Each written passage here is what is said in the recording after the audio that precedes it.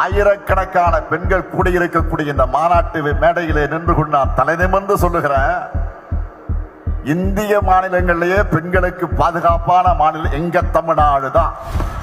அடிச்சு சொல்றேன். இந்தியாவின் பெருமைமிகு உயர்கல்வி நிறுவனங்களில் ஒன்றான சென்னை அண்ணா பல்கலைக்கழகத்தில் மாணவி ஒருவர் பாலியல் வன்கொடுமைக்கு உள்ளாக்கப்பட்ட சம்பவம் பெரும் அதிர்வலைகளை ஏற்படுத்தியுள்ளது.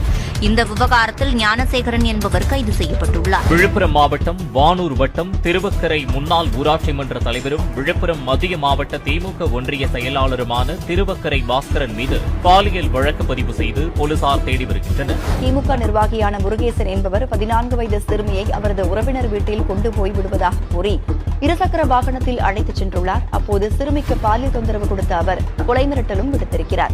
திமுக பொதுக்கூட்டத்தில் பெண் காவலரிடம் அத்துமீறிய 2 திமுக பிரமுகர்கள். திருப்பரங்குன்றம் அருகே பள்ளி மாணவிக்கு பாலியல் தொல்லை அளித்த திமுக நிர்வாகி ஒருவர். தூத்துக்குடி அருகே தாய் மற்றும் மகளுக்கு பாலியல் தொந்தரவு அளித்து வரும் திமுக நிர்வாகி. விருதாச்சலத்தில் 5 வயது குழந்தைக்கு திமுக கவுன்சிலர் பாலியல் தொந்தரவு அளித்தார். கரூர் மாவட்டம் நெரூர் வடபாக்கம் பகுதியில் திருமணம் செய்து கொள்வதாக கூறி இளம் பெண்ணுக்கு பாலியல் தொல்லை கொடுத்த திமுக கரூர் மாவட்ட பொறியாளர் அணி துணை அமைப்பாளர். கோவையில் கணவரை பிரிந்த பெண்ணை திருமண ஆசை காட்டி பாலியல் அத்துமீறலில் ஈடுபட்ட திமுக பிரமுகரை போலீசார் நகரில் காதலிப்பதாக கூறி இளம் பெண்ணை ஏமாற்றி ஆபாச வீடியோ எடுத்து பாலியல் துன்புறுத்தலில் ஈடுபட்ட திமுக நிர்வாகிகள்.